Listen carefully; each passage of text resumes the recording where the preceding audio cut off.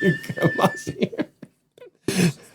Trying to stab me. And with that, we're kicking off an inaugural episode of the ChurchBites podcast. While Christy gasps for air.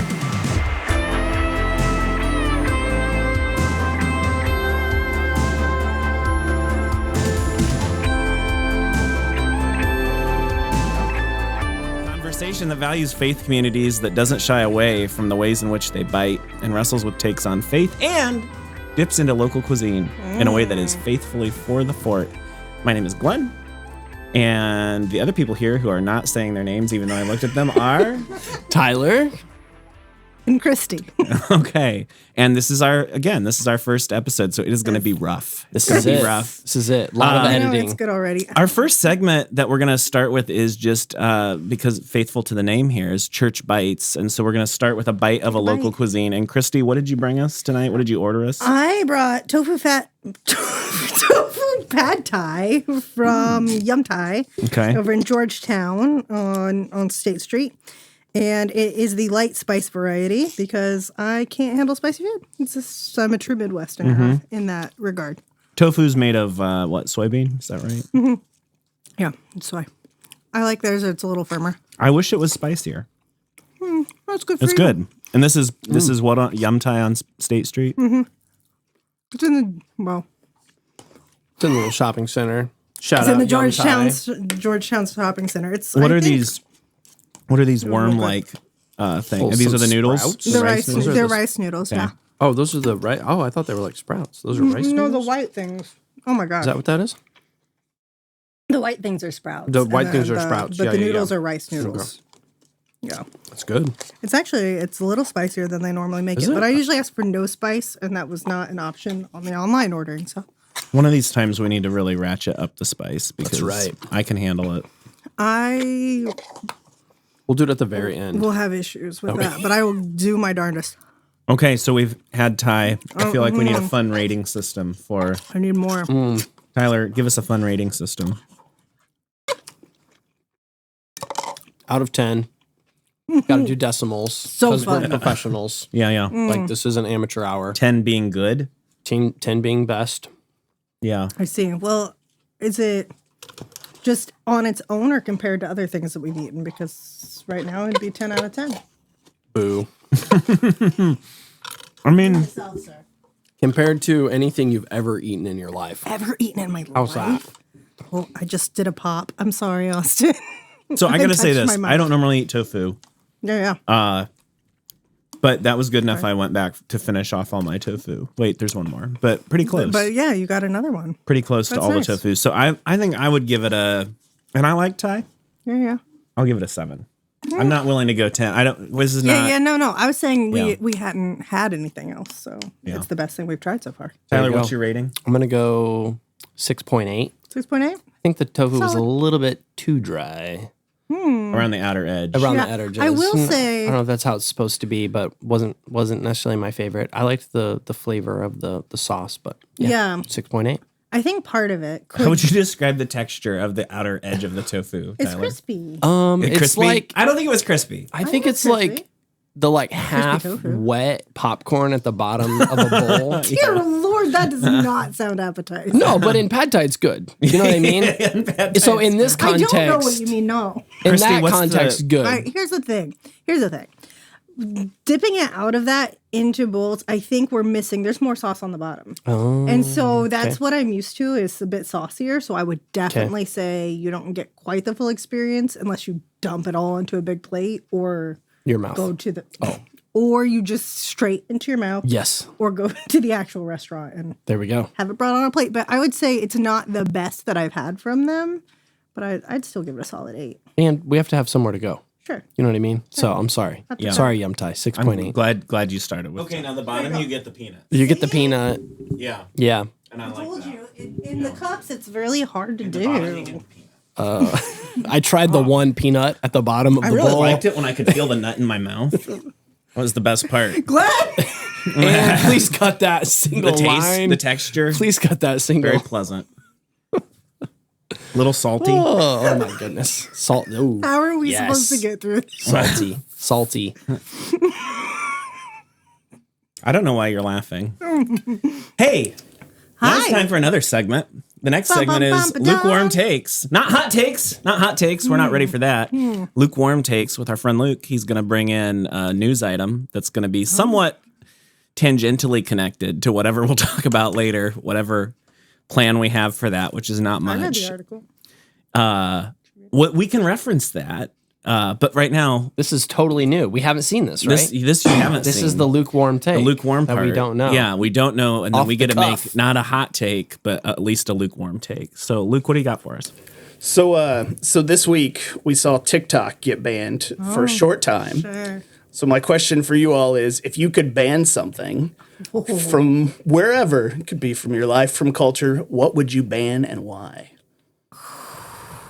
The people that when you're turning and they have right of way, but they wave you in, and you're like, no, you have right of way. You're live in going the to get us all Midwest. killed. That's Would you please not go? good. Stop being helpful. Yes, stop it. Your courtesy isn't wanted here. Go. Yes. Does Especially this when make you're more trying sense to with go how I was right across- before the Yes. podcast that I would say that when I was like, it's time to go. Let's go. True.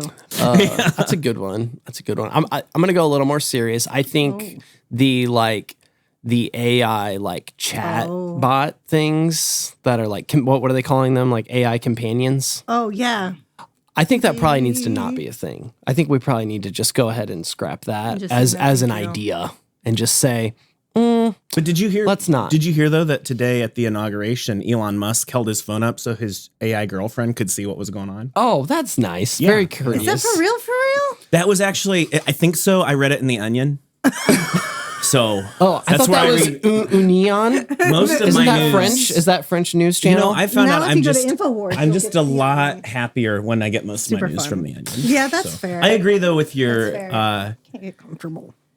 I agree because it sounds like it's so enticing in a way that like it's so we're so here's what I mean by that. We're so desperate for emotional connection and emotional support, and I didn't silence my phone and Austin's going to yell at me for it. Anyway, we're so desperate for that stuff, and yet so I get it, like the AI companion, they don't betray you, they're going to be there, they're not They going don't to argue walk out the back. door, they're Yeah. not going to they're not going to die. They're not going to whatever, you know. They don't argue back. They don't Right. tell you you're wrong. 100%. So, but then So I feel like we probably shouldn't. It seems like a big social experiment, and we don't know where it ends. I think we know where it ends. I don't think we do yet, but I don't feel like it's going to be a net positive. So No, I that's- agree. That's I my agree. ban. Yeah, I'm with you on that. Okay. Mine's a little lighter because I would get too deep.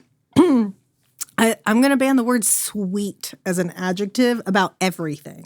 Sweet. That sweet family, my sweet friend, everywhere. And I'm so tired of it. Use a different word. That's all I'm saying. What would we do for tea? For tea? Yeah. No sweet tea. Get It'd be like sweetened. sugared. No, okay. not in that What would you context. replace it with, though? You say sweet. don't I've heard you know. say it. Sure, if something's She's sweet. banning it from herself. When did you hear me say it? I just feel like if I Oh, imagine, she wants receipts. I want receipts. I feel like if I imagine me saying something like, I don't know, like Christy, something Norway, you'd be like, sweet. No, I don't mean in that context either. Like sweet, as in like cool, is fine. It's just when it's an When you're adjective for describing everything. something.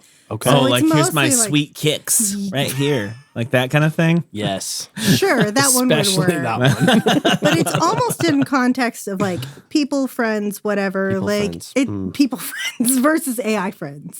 You don't have sweet AI friends. When you say it like that, it does sound a little skibbity. Well, what's Bet. now? Now, both of you looked at me like, did he actually And mean to moving sound on. as stupid as he sounded? Yes, yes, I did. I only use that word to. I only use that word. Yes, I use the word to make my children cringe. I That's feel fair. like I feel like that's one I of feel the- like I'm Since going one to of them's start texting hearing me, that that's all what the brought it time to now. I feel like I'm going to start hearing people say You sweet will. all It's the time. mostly social media. Now that you brought it up, I'm like, oh, like, look at them. I'm going to like hear that, this- and I'm gonna be like, bring the band. Bring the band. Bring the sweet I'm on band. it. So TikTok is back now? Is that? Yeah. It is? Yeah. It was so gone it was like for 12 hours? Yeah. Less than 24. Yeah. Did they sell it or no? No. What happened?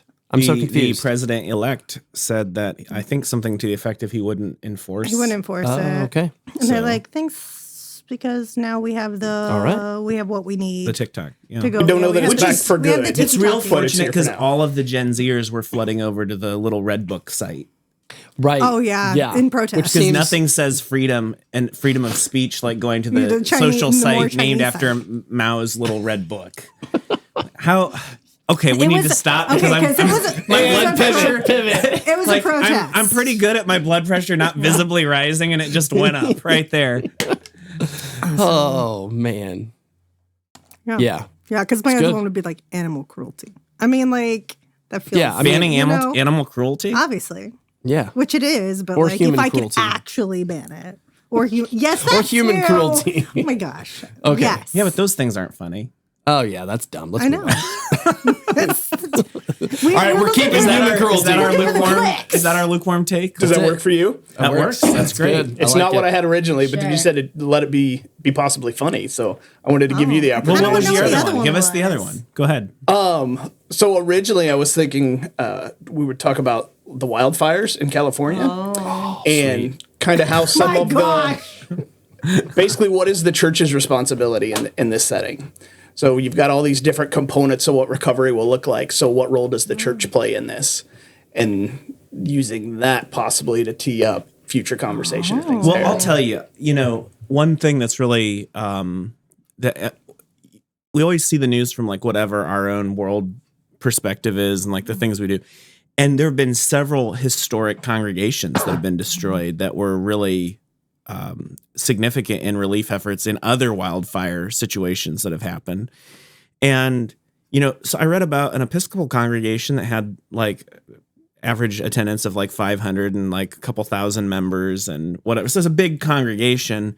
And yet the campus on which their parsonages and their churches were all on, like half the buildings were destroyed, including the sanctuary, and something like 2/3 of the membership's homes were destroyed in a fire. Jeez. And that congregation will never be the same again. It will. It's like history has changed for that congregation.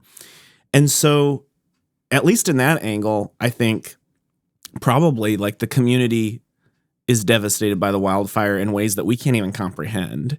And in the fabric that has connected people across the last couple hundred years has been damaged even in those things. So that was one of the things I thought, thinking about that.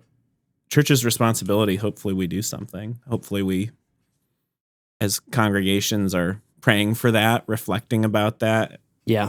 This is maybe a good time to talk about United Methodist Committee on Relief. We'll be there sponsored by responding. Umcor. Get This that plug. segment brought to you by Umcor. Hi, why are we looking at me? Okay. Are we Spider-Man meme? So go. are we done with lukewarm? I say, are we okay with the Glenn, TikTok you thing? did Just to not- give a The little TikTok light thing was something. good. It's a good Okay, bit. yeah. Yep. So, is there anything else that you really need to ban before we go?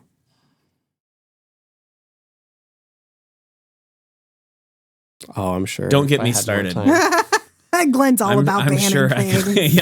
yeah. Just I'm ready no. to ban. I mean, I think TikTok was a fine ban. Let's get rid of that's TikTok. great. Let's stick with. But if you're let's going to get not rid of TikTok, and I get, like, say we're taking the Chinese part out of it, right? Yeah. Okay, so Give it to you're Mr. just saying, Beaming like, the for brain social rot stuff, right? piece. So Yeah. what about, like, YouTube Shorts and Instagram Reels and Right. Facebook Reels? Like, are we banning all of it? Any short form video? Would the world be a better place? I don't know, because a lot of people get a ton of educational content from stuff like that. that too. I mean, I know there is brain rot associated with Yes. it. I've taken part in it. But, like, I also know that some connection and people, you can train the algorithm to be educational. So I don't And I know. think that's part of the problem, right? Is like there have been conversations that the algorithm is very different as a Chinese user That's than a US true. user. And I don't know how But- true that is. No, I do think it's but- true, but you can train it as a US user to get. That's when, like, youth pastors are like, "Don't get on that, kids. It's all women in bikinis," and it's like, that's an algorithm. But sir. the question is, as a don't new look It's at his user, algorithm, this hypothetical Exactly. youth pastor. As you're a talking about. hypothetical youth As a pastor. Who sounds like a new real user. creep, by the way. He really does. as a new user, what is Sure, first and what's fed to foremost, you. right? And what's fed to you, right? Because if certain things are prioritized, I think that would be, Yeah. I do think that it's just bad for our attention span. Absolutely. Yeah. Other things that should be banned: homeowners insurance. In general? Yeah, So, like, get rid of Just it. gone. Like you can't have it, period? Just just fix it? let's do it some other way. Oh, okay. I'm tired I of was paying saying, for it. because currently, here's the thing. The We're getting insurance industry, foundation work done, right? Which is just ridiculously expensive. Insurance will pay 0% of that. Yeah, of course. If it were to cause structural damage and our house collapsed, then it pays for all of it. Like, sweet, let's start praying So now. it's like any other insurance. Don't prevent, but if it collapses in on itself. So Yeah. it definitely something different. But then think of all the cool commercials that we wouldn't get to see. Limo, you know. I don't And, watch commercials. I could ban commercials. There you There you go. go. There's another band. You know what? There's so much sponsorship that I would ban if I could ban things. Like just quit. Pharmaceutical commercials. That would be a They're good all one. terrible. I agree with you. And yeah, they take up And they're usually illegal in way other too places. much. Yeah. Ad revenue. Also, billboards, just so many billboards. That's one of the things I I loved could about ban- Bergen. Oh, Like, that's when the you other go ban other places, in Indiana, like, right? you're They're not- talking about you're the not just banning bombarded the constantly. marijuana billboards. Oh, well, I meant in Indiana. general. No, those I like. Those are I like. funny. Because The grass is I greener could in create a Michigan. hobby of just like logo branding dispensaries. Yes. Like coming up with punny names yes. for Yes. dispensaries and things like that. Yeah. I could do that. So let's not ban that. But I Okay. agree. Only marijuana billboards. They can stay in the game. Everybody else needs to get out. The billboards are terrible. And even like the big flashy, trashy signage, and we could just get rid of all that. All of it. Christy's right. You go to another with you. country and there's none of that, and you're it's just it's wonderful. Like, The visual, literally, it's less anxious. Yeah. Like, you're just not taking in so much just less visual bombardment. junk, Okay. Yeah. really. Anything else that we would ban? I would ban. So I threw this word out. I would ban skibbity, sigma, alpha. All these words that mean nothing. Riz that my children use. There you go. Don't you hear a lot of these something. at school? I don't. They do have a meaning, lot. though. Thankfully, It's a slightly older. yeah, demographic, it's a slightly fourth through older thing. 4th through 8th grade. Yeah, maybe. yeah. Ooh, what are they Yeah. saying in second grade? Don't touch me. Get off me. To each other. They're saying that to you? To each other. No, there's a lot of cheese. Let's be Wow. clear. No, a lot of just girl drama, and she Sure. said But she wouldn't be my friend anymore. They haven't quite come up with their lingo No, yet. They're not now there. some of them do have older siblings, so yes, I think there is a general awareness, but the constant use of brain rot words is definitely. I mean, brain rot's even a word that alphas came up with. Actually, that it we was use. actually the phrase came up with Thoreau, I think. Thoreau. Oh, Thoreau. Thoreau, Henry like David Henry Thoreau. David Oh, type. okay. Heard of But okay, but how often He had a have we TV heard show, it right? used until Is that- recently? no, I'm just kidding. All right. Did you say he's a talk show? Yeah, he had a TV show, didn't he? Was he For sure. by a yes, pond? I don't think. know. He swam a lot. Is he a swimmer, Olympian? I think don't maybe know. he was like with Michael Phelps. Yeah, that's it. Yeah. Shout out Thoreau, gold medalist. Michael This Phelps is why we need also to ban smoked TikTok. marijuana. Yeah. This is why He we- also smoked There you go. marijuana. Performance Yeah. enhancing. Oh, we've come full circle. performance Time for the next enhancer. segment. Okay. And cut. And go. Oh, man. I got to see Michael Phelps swim once. Did you? Yeah. Was he as fast? I don't know. I don't know what he to didn't ask break. I about. saw a world record be broken. It wasn't him. It was the breaststroke that year. It was like international Olympic competition or something. Yeah, he's as fast as he seems. Shocking. He's a freak. Biological freak. So can I tell you what he is? Like legit. The wingspan. Yeah, and on the this hands guy. and the feet and the whole thing. Yeah, and the he's hands, double the feet, the jointed. face. He's You all have of a it. swimming He's a total face. package. Anyway, if you think back about Phelps though, like his whole career cratered around one thing. Like he's at a party. Who'd have thought a guy in college can't handle all the fame that's being thrown at him? What? No way. And then goes to a party and smokes a Yeah. joint, and it was like his career overnight. Like he lost endorsements, all kinds of stuff. That was not a good world to live in, where somebody could make a decision like that at a young age. And you know, I don't want to use the word canceled, because he wasn't canceled for by the language police. Yeah, it was something before that. Yeah. But isn't it a problem though that like we kind of live in a world where it feels like so much of the time like there's nothing that you can do now that as opposed, like, I don't like that for him or that world that we were in, but now it also feels like, on the other hand, we're in a world where it's like maybe nothing that a public person can do that is bad enough. That is bad enough to get you any sort of consequence from enough of your fan base to be. Yeah, I think it's worrisome. I did that on purpose, Austin, just to bring onion ears. This is our ASMR section where we just chew into the microphones. Back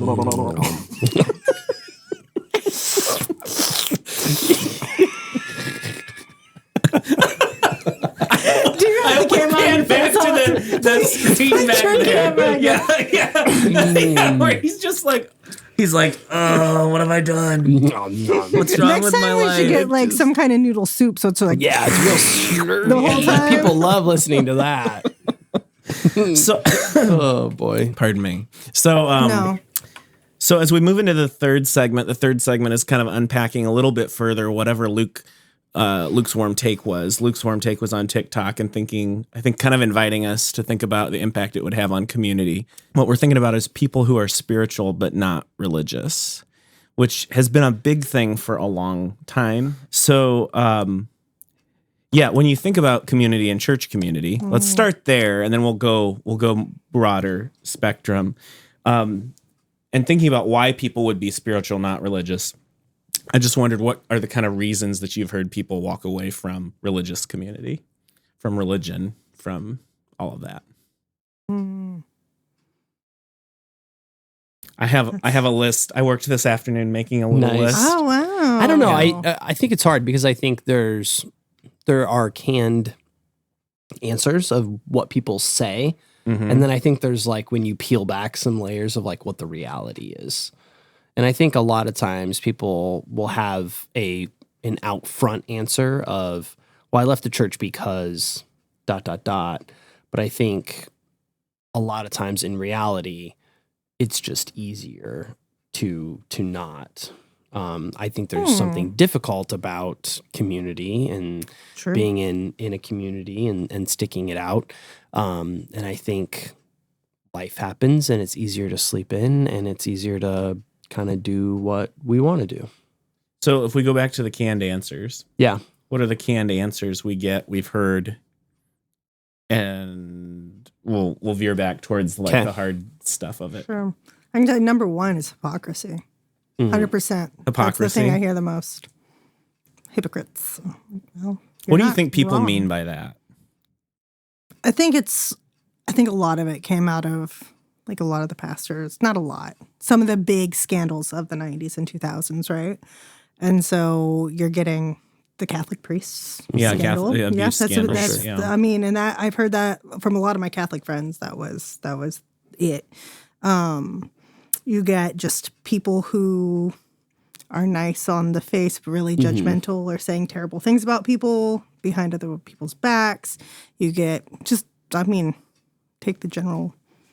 They say one thing, they do another, and then they will tell you how much you're doing it wrong, kind of thing. The other 6 days of the week look very different than the Sunday persona that is put out there. Or even they do whatever through the 6 days of the week and put that persona out, but like behind closed doors. Oh, right.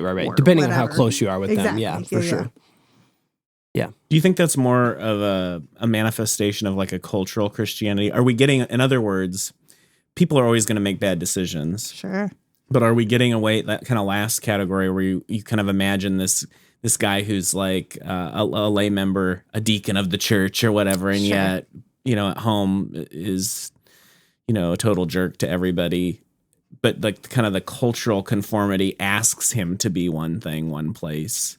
And yet it's not something he can be as kind of expectations around Christian culture deteriorate. Does that create the opportunity for people to just be more themselves? That's a good question. Yeah, I don't know. I think. Do you mean the culture within the church, or the culture, the greater? Like, I think the kind of the power that Christianity has within the culture as a whole. Where the culture as a whole. It's like people will swear in front of me, and then they'll be like, "Sorry," and they're not saying sorry because they think I've never been in a locker room or heard a bad word or said a bad word. They're just saying it because like there's some sort of cultural expectation that I shouldn't swear around the preacher. Yeah. You know? Yeah. I do that to my class, my second grade class. You swear. They're like, I'm sorry. Sorry, about guys. that. Sorry. Sorry, children. Man, I shouldn't do that. And then the principal shows up. I don't know why. Yeah. Well, it's probably not the swearing. It's probably the chewing tobacco. I mean, That too. Yeah. Okay.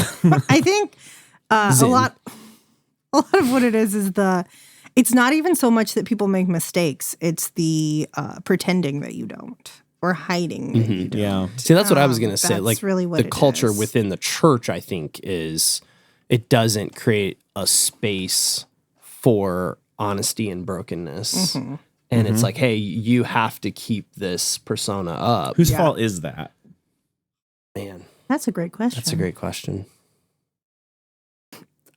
Because I think I think we should all just rip on the pastors right now. You'll 'Cause see. I feel like well, it's all their before you fault. do that, let's take a point counterpoint, because I, as a clergy person, I say it's totally on lay people, Yeah. because they do not ask any congregation, like when they're getting ready to get their next pastor, what do you want for a pastor? Well, we want somebody who's got some experience, but not too much. In other words, somebody who's kind of middle aged, not too young, not too old, getting close to retirement. Oh, it'd be great if they had a family. And by the way, when we say they, we mean he. No, obviously. Is most of the time like what any church profile would be. And so like people have an image in their mind of what they expect their pastor to be.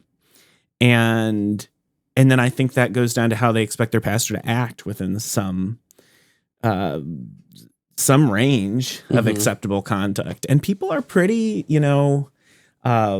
pretty strict about it. I think that's been my experience across the years. So I think, I don't think people can handle, most of the congregation can't handle the full humanity of their clergy. Mm-hmm. That's unfortunate. Yeah. Well, and so is it fair or not? Then that's now you guys can make the counterpoint of, well, yeah, but like you're in this role, so then you need to, I feel like act you do better. Right. Yeah. No, I could see that. Ah, man, I don't know. I was about to say, I think it's better if you know your pastor's human. But I've known most of my pastors. Like, I've gotten to know them as people. But there are things. So, you have clergy who go through like addiction recovery processes, Sure. and there's kind of two schools of thought on that. Like one school of thought is that some of those clergy go out and they're like, "Hey, I want to talk to you about the addiction that I had, and I want to and they're going to work it in their sermon." And there's another school of thought that's like, that is none of your business. This is my thing that I'm working through on a personal way and with my family, and I do not need to air it out in front of all of you. And then there's another kind of adjacent school of thought, which would be like, why are you doing therapy during your sermon? Right. Yeah. Yeah. So my point is, Christy, I think there are some things that like you say, well, I want them to be open and authentic, but maybe trying to figure out the place for that. Yeah, that does make sense. Because I had a pastor that was deconstructing from the pulpit. And that was like... And by deconstructing, you mean they were really kind of challenging? No, I mean deconstructing. So, okay, what do you mean by that? Like they were dismantling their faith in order, ideally, to build it back up, which is great. But So, for example, he was processing his own deconstruction about the church and where he thought the role of the church was, and they weren't really part of a denomination. It's more of an association of churches and their role in that, and like the authority of the Bible and all that. And I think these are very important questions that you need to answer. I don't think you need to answer them from the pulpit while you're figuring them out at the same time. So I think, for example, when you said the addiction rehab, personally, I would say that's when, if you want to keep it personal, which I think is great and fine, but like you take a step back at that point if you're doing something as serious as rehab. I think it's hard because I think a lot of times the pastor becomes this symbol, right? Right. Of what proximity to Jesus looks like and what it can look like, right? And so unfairly or fairly, it becomes this like superhero complex of like that the congregation can sort of like rally around Captain America who preaches on Sunday, and we can kind of be like, man, one day right on your Bring a face shield. right now. one day I'll be like that. You know what I mean? And so I think because we can't deal with our own humanity, when we see the brokenness in our clergy, we're like, well, then if they can't do it, what's the point? Because then I definitely can't do it. Yeah. And I think that'd be a great point. None of us can do it. Yeah. None of us are going to get this right. None of us are going to get out of this alive.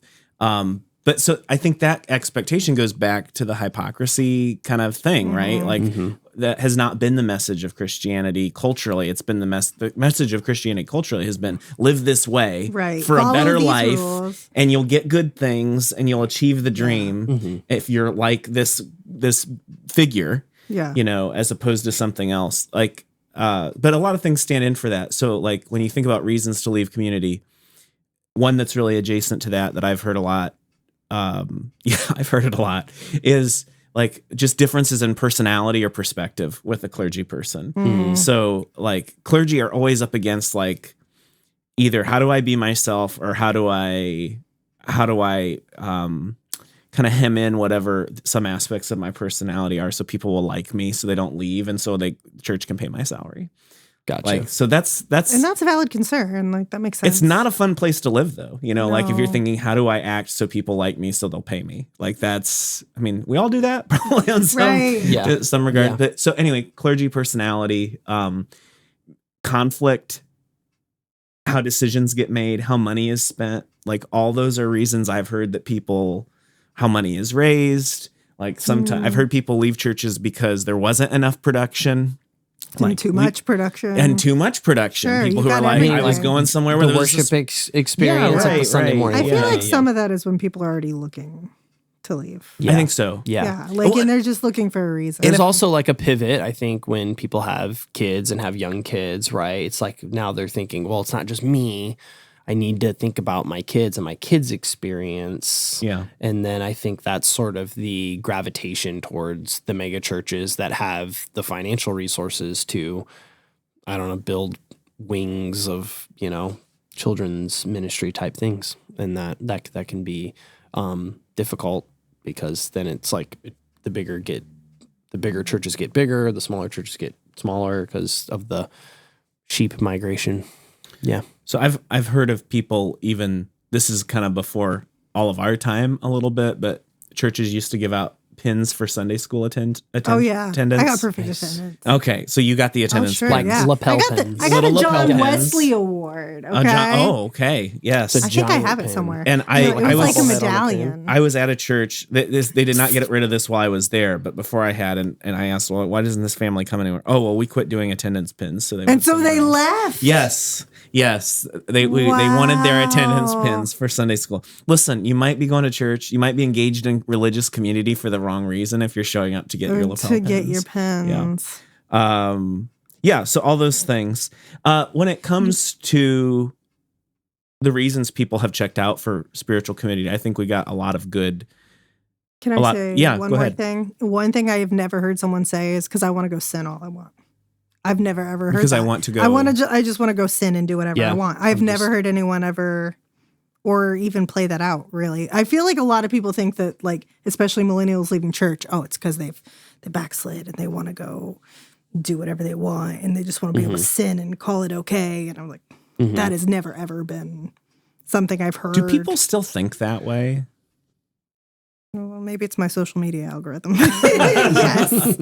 TikTok tells me yes. TikTok. I don't have the TikTok. I know. I would not get off the TikTok. What's your algorithm? What's your social media algorithm, though, that's bringing you that? Is this Facebook, Christy? No, this, Instagram. Instagram brings you this? Yeah. Church ladies stuff? Yeah, because I follow things like the new evangelicals and like a lot of deconstructed people and like stuff that they've been told and things. And so the things they've heard, people who have kind of been trying to problematize and question some of the aspects of Christian faith is like, well, you just want to go. You just want to go do whatever you want. Do whatever you want. And like, that's why you're honestly exploring your faith, this depth that you are, and like questioning everything. Because most people who are deconstructing, it's people that have been, and I'm deconstructing is not necessarily the same thing, but like most people that deconstruct are people that have taken their faith very, very seriously. Yeah. And so it's really interesting to see. But I would also say that that's not the typical of the person that leaves church. It's not an intellectual endeavor. It's usually just a life circumstance, right? It no longer meets their perceived need. I would say over the last 5 years or so, it's been more intellectual endeavors. I've seen a lot of people I went to Bible college with. Sure. That have gone that. And that's probably because that's my circle. Sure. But before that, I just mean statistically, like people aren't like heavy hitting like all the deep questions. Right. They're just like, we're seeing attendance go down because people are finding other things to do. I don't think it's that deep. And to answer your question, like I don't think there's a lot of judgment from the culture saying like, oh, you don't go to church. The finger wagging that may have happened, 30 or 40 years ago. I don't think that really exists either. A quick autobiographical note or a biographical note, since it's me asking you, Christy. Sure. But you mentioned Bible college. Yeah. Are you okay to say where you went to Bible college? Yeah, sure.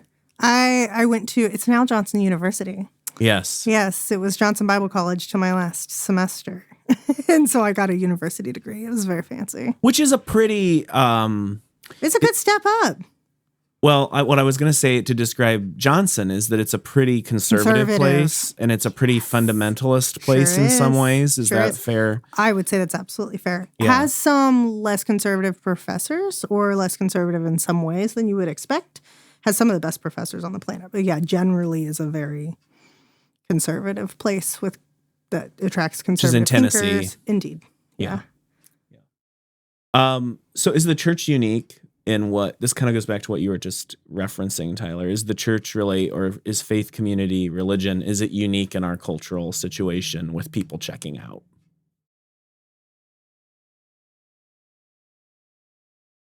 Of organized things? Of everything, I think. I think people are just less engaged in general in those, I guess, more traditional institutional type of things. What other traditional institutional type of things would you think of? Well, I've lived in several small towns over the years, and in every one of those small towns there are the Ladies Home Ec Club, and never heard of that.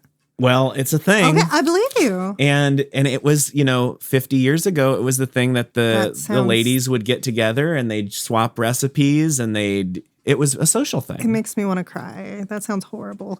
Good, but great for people that like that stuff. I think absolutely, just not me. So here's what I want to definitely acknowledge is that the cultural paradigm did not work for everybody, and certainly it must have crushed some people. But I've known people who that was their social interaction. Every week they were going to do it. Home Ec Club. So actually those are, and it's not just like cooking and baking. Those would have been in Indiana.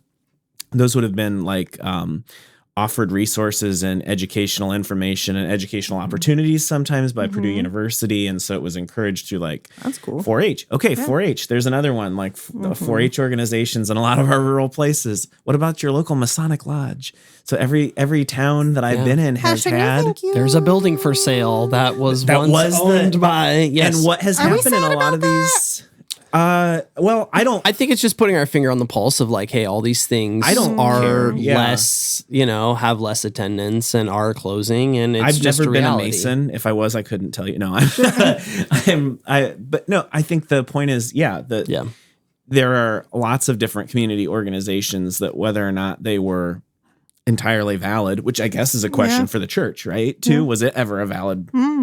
Because it was tied in with all these things. The same people who were the Home Ec Club. I mean, I'm talking about predominantly white, rural, Midwestern spaces. That's my context. What we've got. Yeah, that's right. what we got context.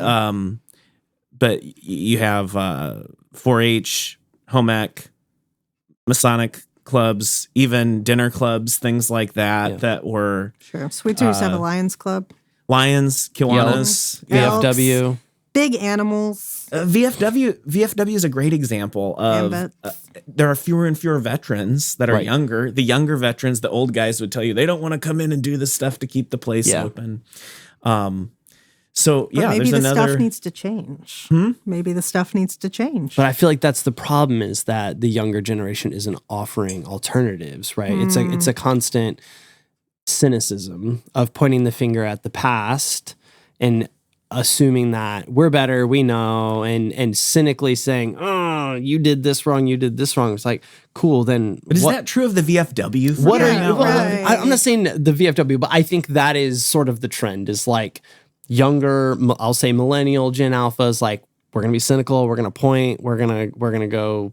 This is what was wrong with it, but not necessarily try and change it from within, or not even really offer anything as a real tangible solution within our community. So I think that if you're going to bring the generational thing into it, I think that's been going on longer. I think starting with baby boomers, and they were such a big group, they didn't even notice. Nobody noticed they did it.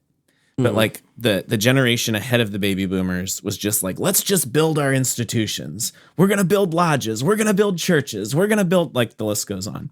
And the VFW, right? And then baby boomers came along, and they were such a big group, nobody even noticed that they were like, yeah, but we're going to meet all our needs. And then the Gen Xers came along and were like, yeah, but these things aren't meeting our needs. And the baby boomers like, who cares? Shut up. You're a smaller generation. We're in charge. And so Gen Xers, like, this is what I experienced in the church. Gen Xers would just drop out. Like, they just check out. Like, they were not mentored like a lot of the boomer generation had been by people who went ahead of them. And then the trend just perpetuates as time goes on. Most churches actually have more millennials than they have Gen Xers, because the Gen Xers just like drifted away silently somewhere. But the millennials have more stuck around to engage, which this room is representative of. Right. Yeah. Well, it's a much bigger generation too. Yeah. Yeah. So anyway, I think there's a lot of truth in what you're saying.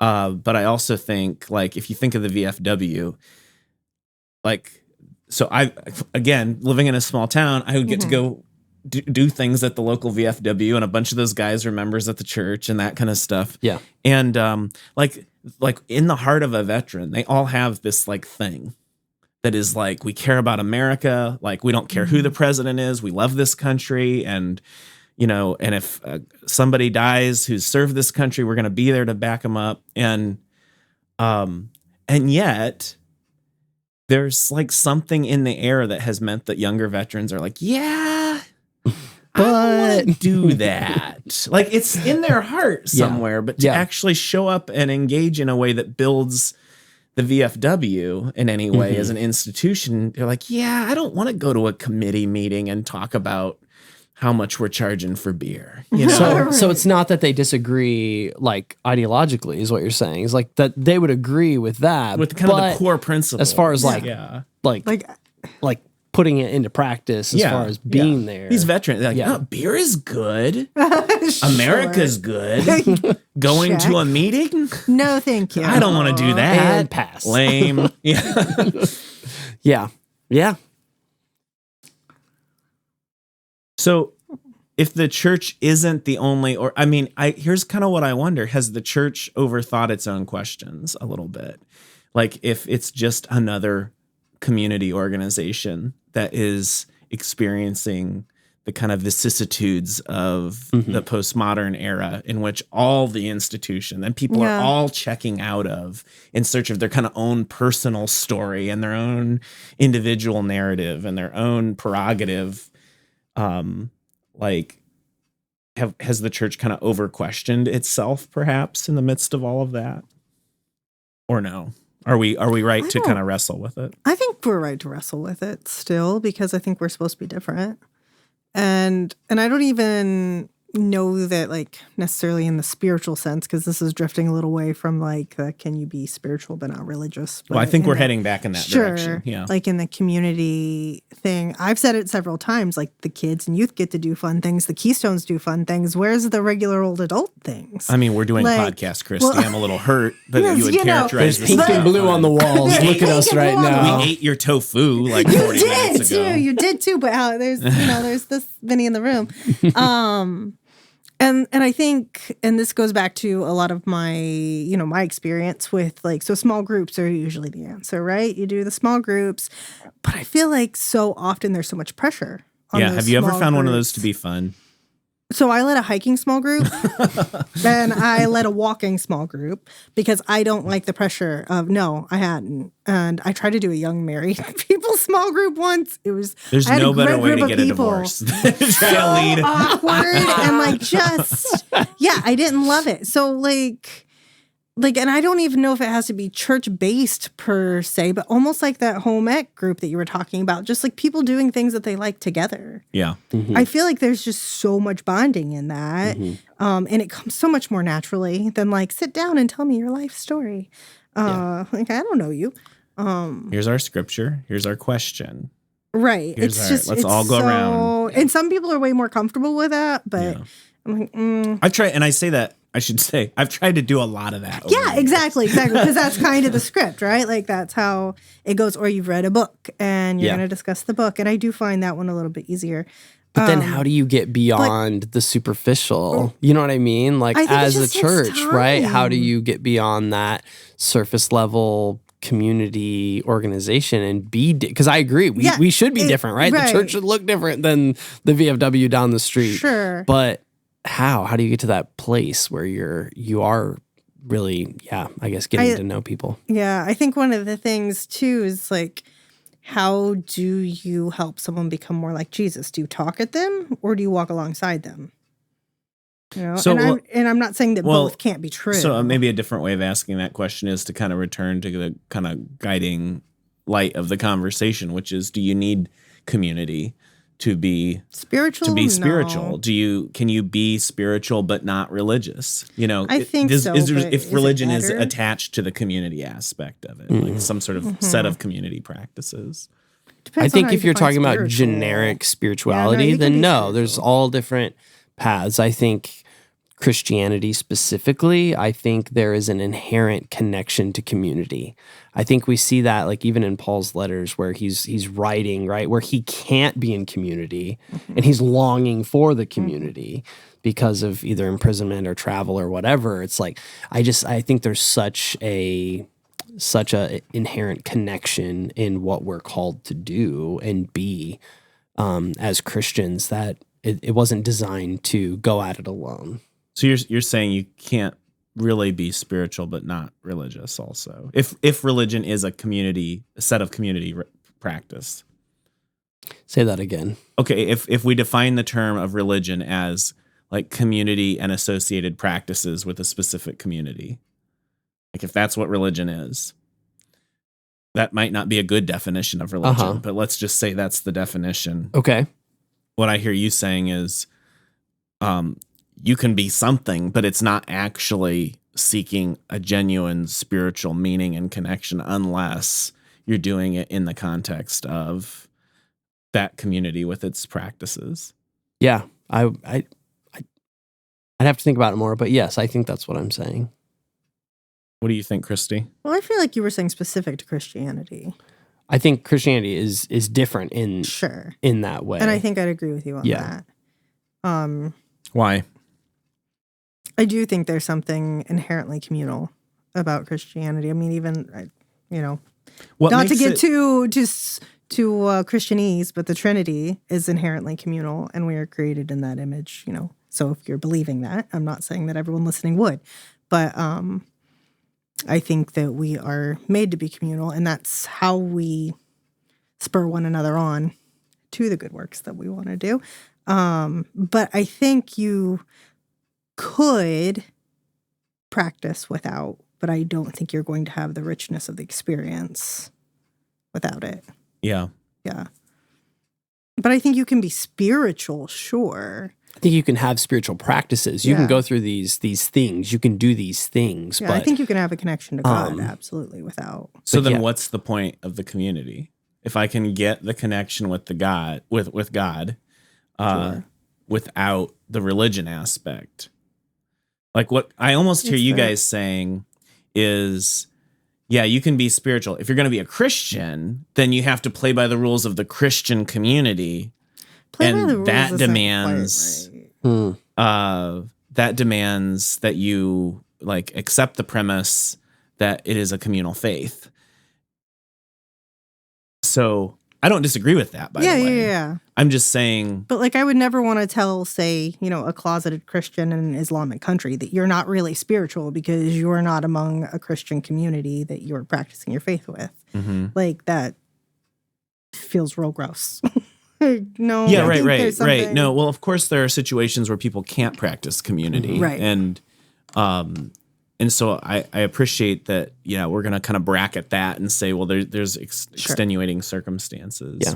But when you're all saying that community is inherent to Christian faith and practice, so you might be spiritual, but you're not being Christian, that's I'm going to get a lot of hate for that.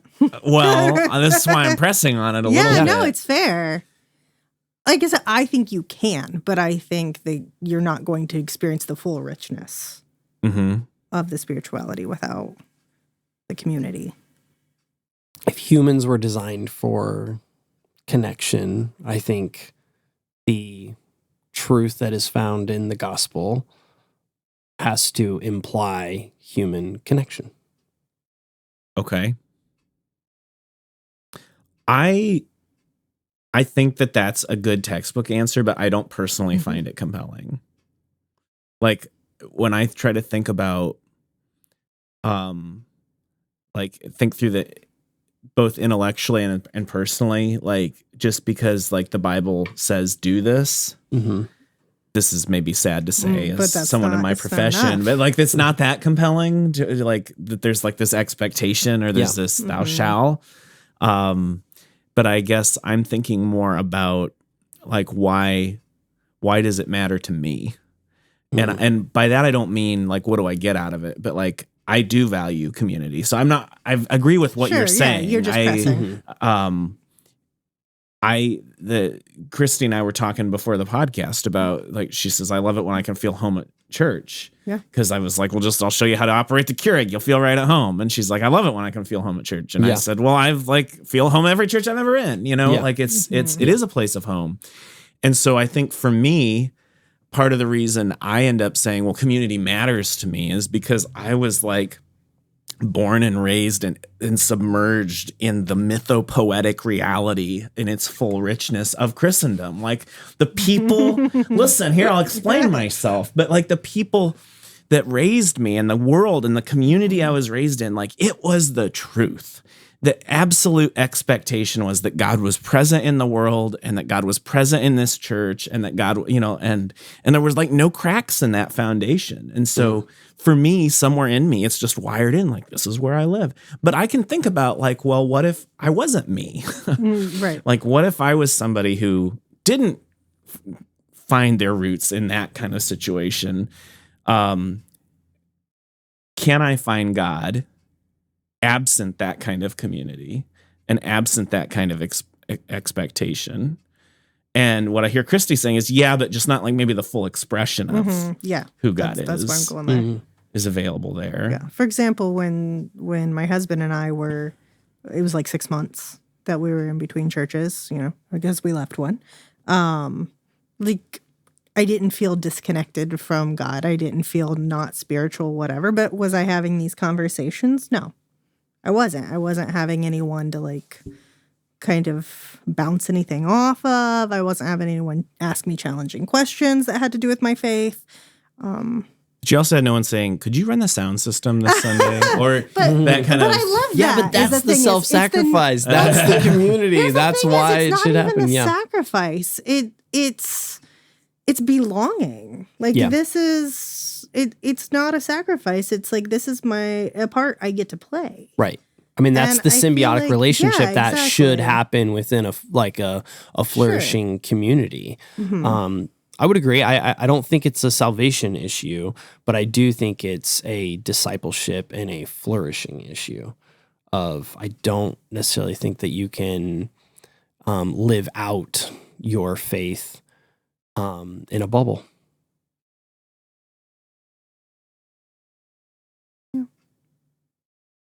But that is inevitably what we're trying to do with everything in our life. And I think that's the cultural problem. So it's not even just... What are we trying to do? We're trying to live it... Like, if you think about the breakdown of community everywhere. Right.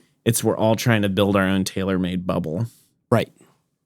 I found so much pushback to that recently, though. And I would say part of it's because I'm an extrovert. And so, like, I want people around me and I want other people to feel Christy's connected. very adept at attempting to break other people's bubbles anyway. I'll just pop it. Pop it right there. We're going to be friends. You're welcome. You're gonna love I used me. to say that I would walk in and say, you're all my friends. You just don't know it yet. And it's like, is that a promise or a threat? Yes. It's both. But like, to your point of even community spaces, say Sweetser. I'm from Sweetser, Indiana. 900-ish people growing up. Like, which is a lot like what I described when I described like a world where there is a communal bubble. For sure. That is like, we all think this, we all kind of think this way, we all kind of look a certain way, we all have a certain set of expectations about God. We pray for rain because God will send the rain, like that kind of. Yeah. And really, like, there's a gas station. There's now a cafe. There was a bar, which was a rowdy communal space, which is now an ice cream place, and then like a trail and nice pivot. A school, three churches in a town of 900 people.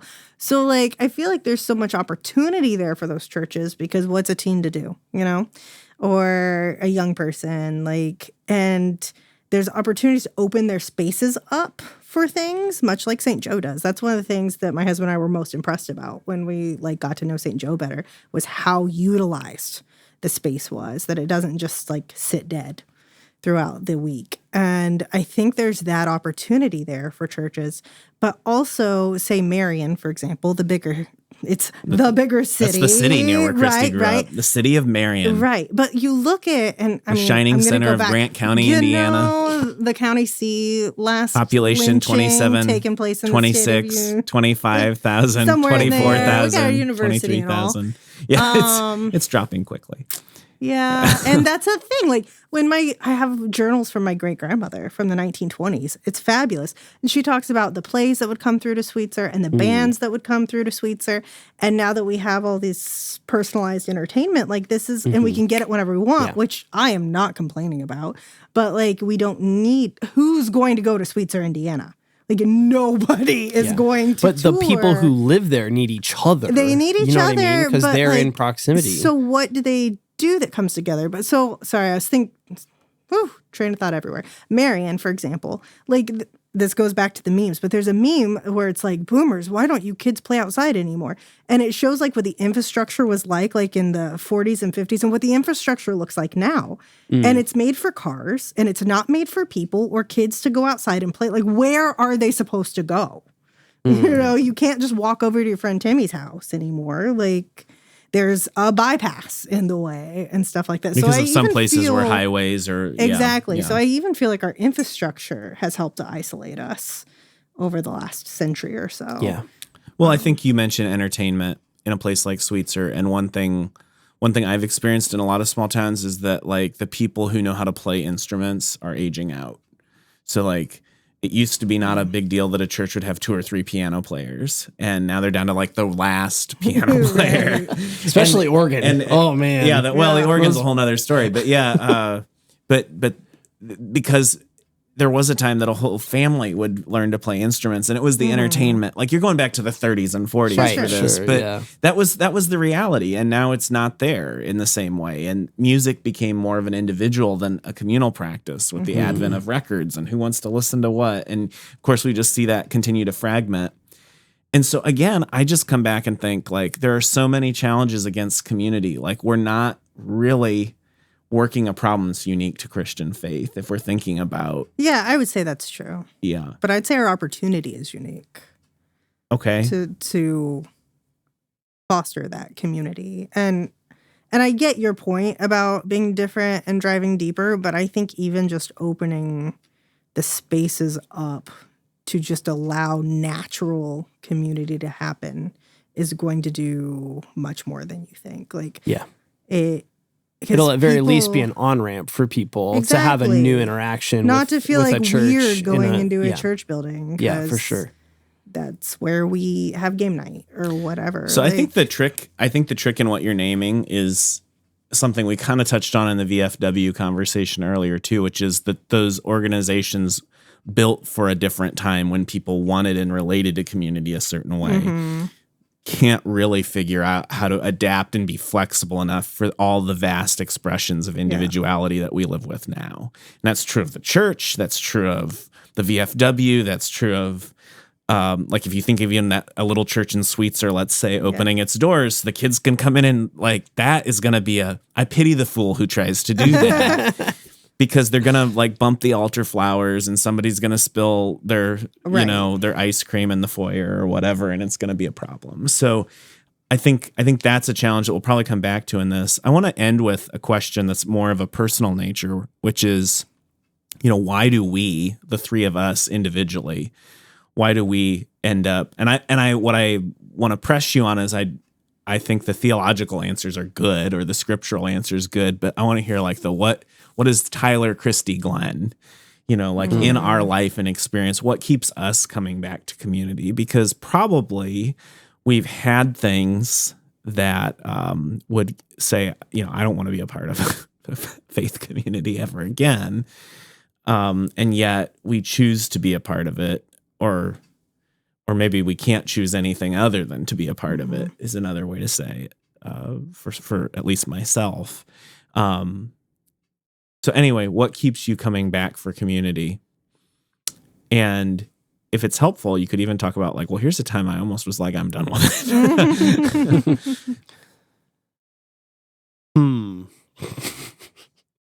That's a tough one. It's not tough, but it's I guess it's hard to zoom out and go, well, why am I doing this? Right.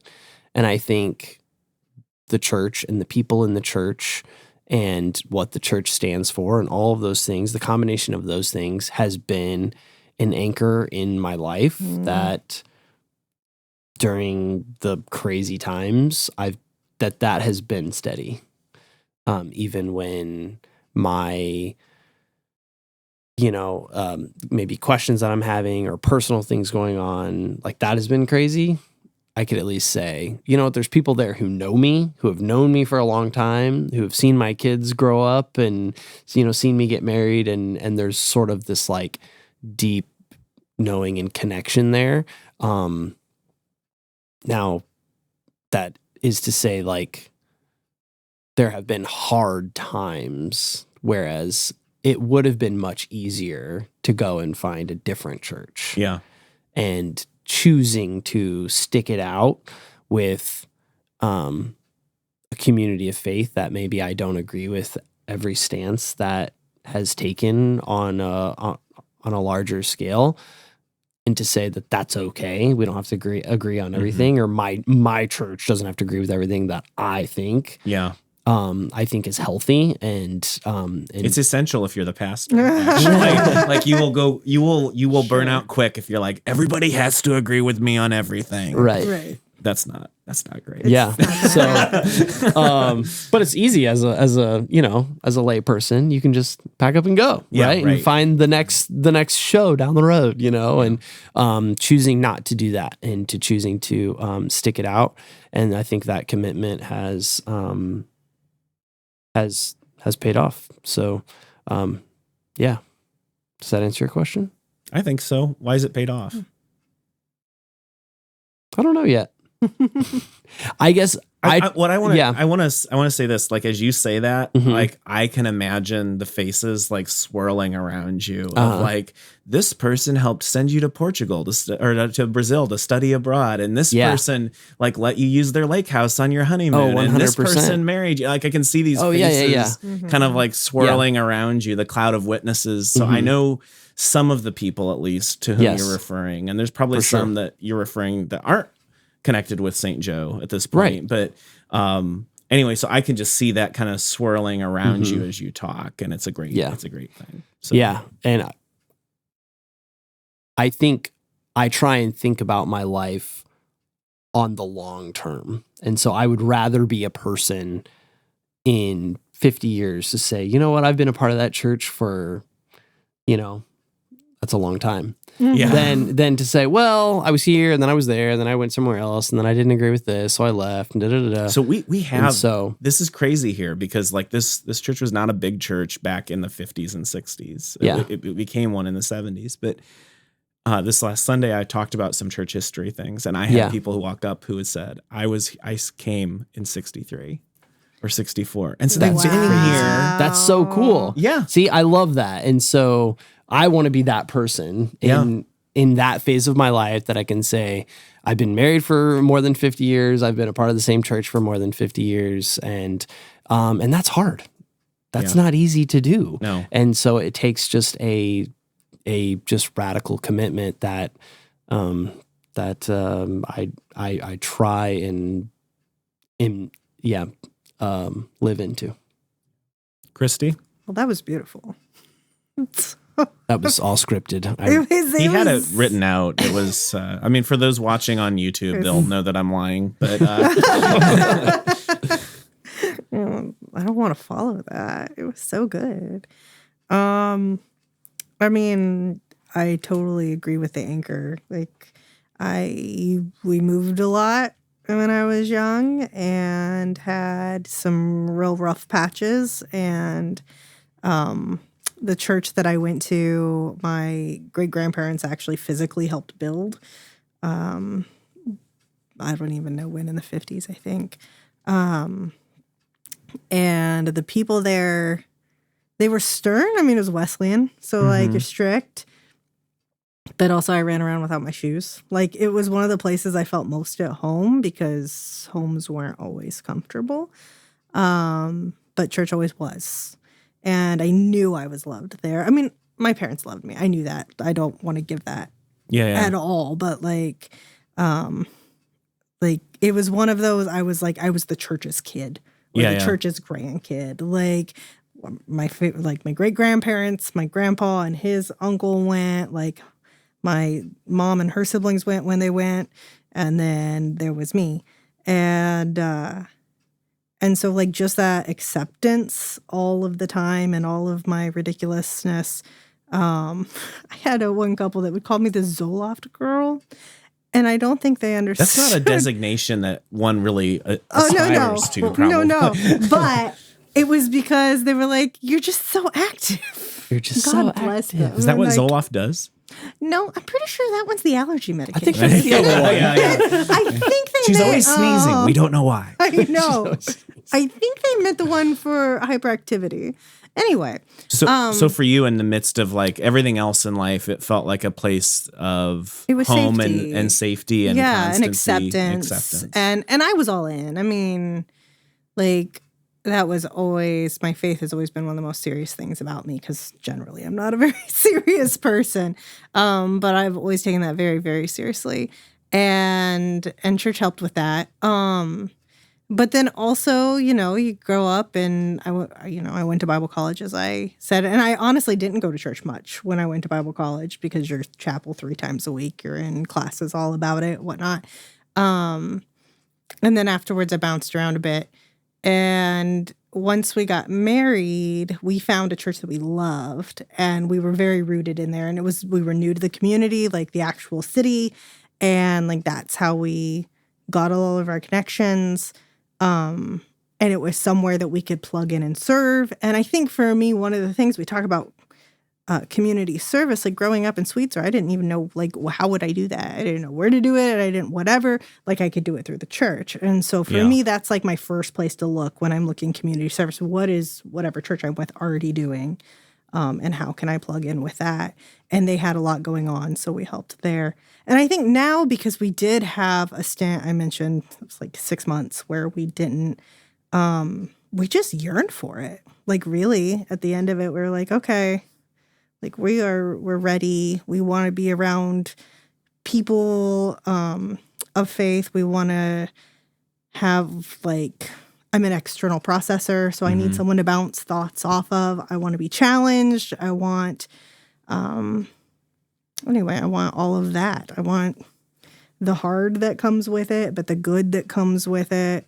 And something else that I've heard about church that I actually really like is, like, church is like family or neighbors, you don't get to choose who you're with versus like your friends. And I think there's a practice in that. Yeah, like being around people that you didn't necessarily choose to be around. You didn't choose to be around. I didn't choose this, but here we are. Yeah. Well, that's a great, that's actually kind of a great segue into, I think, what some of my reason would be. I like you, Christy, I was raised in a Wesleyan church, which tends to be a pretty conservative kind of spiritual environment. And yet that was for me a place of acceptance and affirmation. Not for everybody, but it was for me. And it worked for me. But when I went to college, I thought, I think I'm going to just take a break. I like my church, but I don't need the church. And there was a lot of things about the church that I'm sure we'll get into in other episodes. Yeah, probably. That I was like, I'm not a fan of that. I don't want to do that. And yet I got to Purdue and I would walk by the Wesley Foundation, which is a United Methodist campus ministry at Purdue. And like the sidewalk would glow. And it was just like, I'm going to just go there. And I think it's never felt to me particularly like there was a choice on the one hand. It was always like, this is where I just need to be. And, you know, I don't think I'm the only one that has that experience because everywhere I've ever been, especially if the church is kind of in a healthy place, a remotely healthy place, there will be people who show up who are especially vulnerable people, children, kids. When you talked about being a kid that just like the church's kid, every church, if it's doing anything remotely right, is going to have a few of those that they just. I remember one day we were out here and our building maintenance guy, Barry, you know, he and I were standing at the door and this kind of 18 or 19-year-old kid comes walking through and he shows up every few weeks. And Barry says, how'd he hear about us? Where'd he come from? You know, I say, oh, Barry, sometimes the Lord asks them to show up. And that seems to be true. So like, my experience in juxtaposition with those kind of experiences means that I just find really compelling the human drama and the story that's unfolding with other people and being a part of that. And I want to be a part of that. So those are all good reasons, whether it be that, you know, we found our story there and some sense of security and life unfolding or safety and feeling the sense of belonging and being adopted almost in a way by the church in the best way, or just feeling like, well, I have no choice and the drama's rich. So let's, whatever the case may be. Popcorn. Yeah, right. And I get to be a Stick part around. of it. I think those are all great interesting. reasons to be in community. And as we go forward, we're just going to keep unpacking more and more why we value that and being honest as well about the ways in which it bites. Until next time. Well, thanks for joining us. Again, don't forget to like, comment, subscribe. We want to continue the conversation with all of you. You can do it in those fashions or through our email at churchbites@stjoemin.com. That's churchbites@stjoemin.com.